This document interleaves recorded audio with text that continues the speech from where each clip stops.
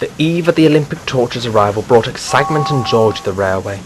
The stations had all been decorated, and people began to find places by the line side where they would get a good view of the torch passing by. The fact controller came to speak to his engines that evening. "The Olympic torch will be making its way to our island tomorrow," announced the fact controller grandly. "This will go down in our island's history, and as this may never happen again within our lifetimes, the torch will be given the same respect on our railway as we would with a member of the royal family."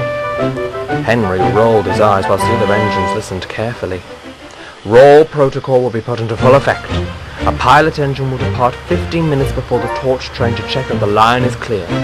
This will act as an indication for the signalman to stop all trains until the torch train passes by. A relief engine will follow another 15 minutes behind to signal that the Olympic torch has passed through safely. I will be leaving nothing to chance." As the fact controller left for home, the engines were very pleased. They would all be given the opportunity to carry or see the Olympic torch. They soon began talking happily amongst themselves. Henry stayed silent. The other engines just ignored him. They knew Henry didn't share the same spirit for the Olympics as they did. Percy was being housed at Tidmer's sheds for the night. He didn't understand why Henry was so reluctant to join the celebrations. "He's just like those protesters," scoffed Gordon loudly to no one in particular. "What protesters?" asked Percy. "They try and ruin all the fun by attempting to put the torch out," grunted Gordon. "That is why the Olympic torch has its own security to stop that from happening. If I were them, I'd keep a watchful eye on Henry." Percy gazed over to the big green engine. "He wouldn't do that, would he?" "Of course he would," exclaimed Gordon. "Just look at him." Percy soon became very nervous and began to worry for the safety of the torch.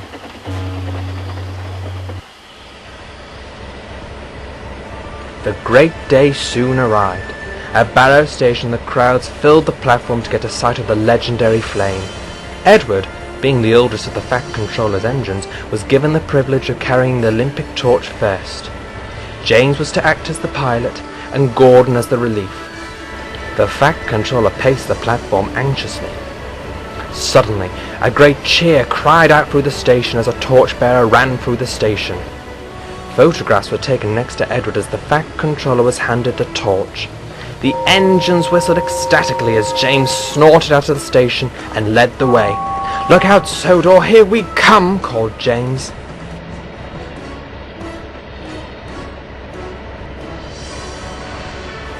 "15 minutes passed until at last Edward departed with the Olympic torch amongst a crowd of waves and cheers. He was shortly followed by Gordon, who made a thunderous departure out of the station.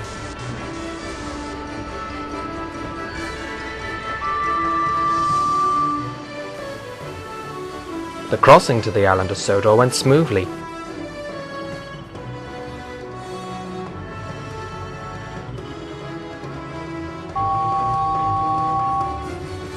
James whistled long and loud when he approached stations and signal boxes. This was the signal to stop all traffic as the Olympic torch had priority.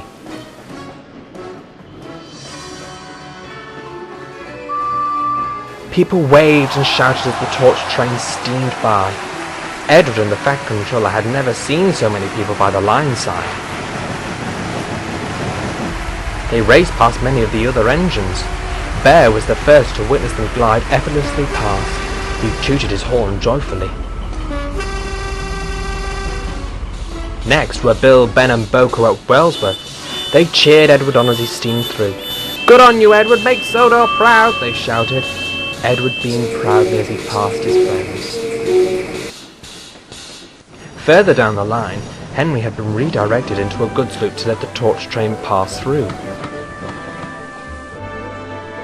He was very cross.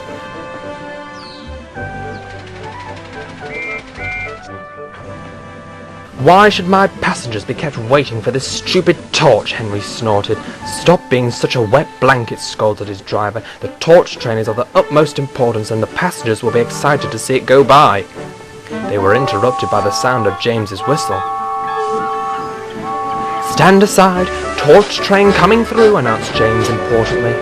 Henry groaned as he saw the red engine flash by. It was only 15 minutes, but to Henry it felt like ages until Edward puffed past. Henry's passengers all took photographs as he overtook them. "Cheer up, Henry," called Edward. Henry didn't respond. He was still grumpy when Gordon finally raced past. "Crack a smile, Henry, is that too much to ask?" said Gordon sarcastically. Frustrated and annoyed, Henry wheeshed steam until at last the signal dropped and he was able to get underway again.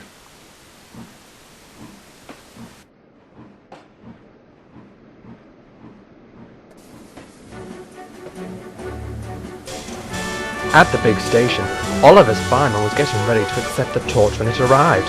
Oliver and Duck stood proudly amongst a sea of people.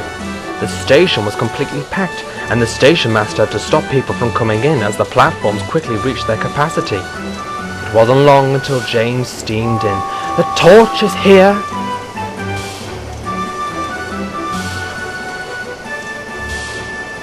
Then Edward whistled as he approached the station.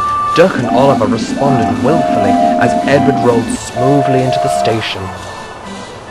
Official photographs were taken of the Fact Controller and Oliver's fireman. This gave Gordon enough time to catch up and see Oliver's fireman bear the torch.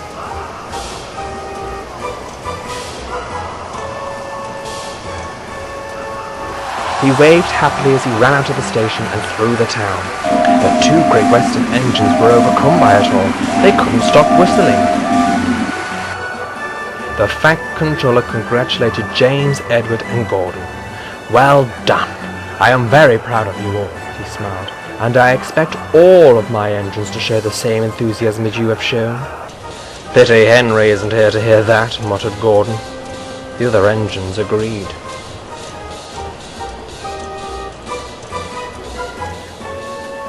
The Olympic torch travelled far and wide across the island of Sodor.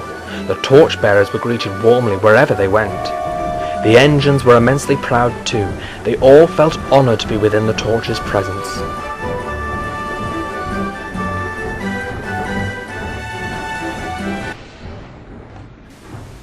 The next day, the torch had travelled through the mountains on the Skarloey Railway and was being brought back down to meet Percy, Thomas and Toby. They were to take the torch to Dryore Airfield, where Harold was to fly the torch to the Isle of Man. There it would travel the island before returning to Sodor and back to the mainland. Peter Sam arrived into the station first with the television train. He had filmed the entire journey of the torch through the mountains. Shortly, he was followed by Skarloey and Rheneas, who brought the torch safely into the station. Duke brought up the rear as more photographs were taken of the Thing Controller handing the torch back to the Northwestern Railway. The rest of the narrow gauge fleet all came to whistle the torch on its way.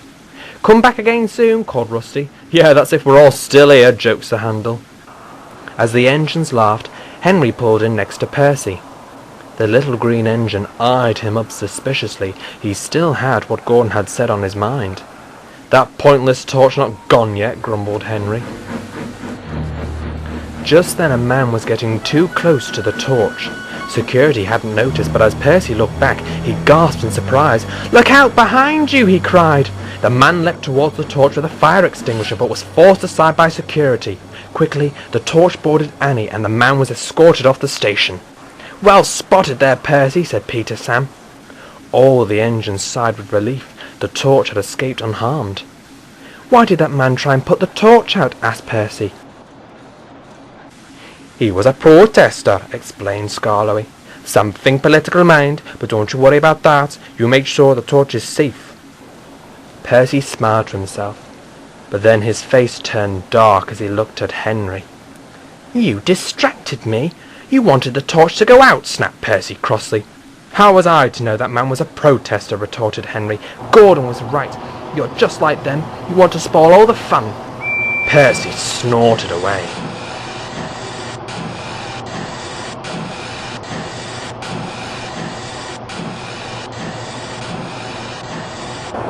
Henry's indignation was drowned out by the cheers and whistles of everyone as Thomas departed with the torch safely on board.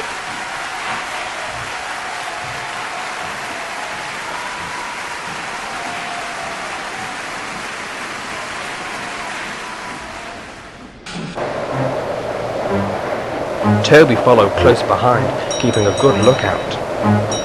As the station emptied and the little engines returned to work, Henry was left on his own. No one came near him. He just stood at the platform and sulked.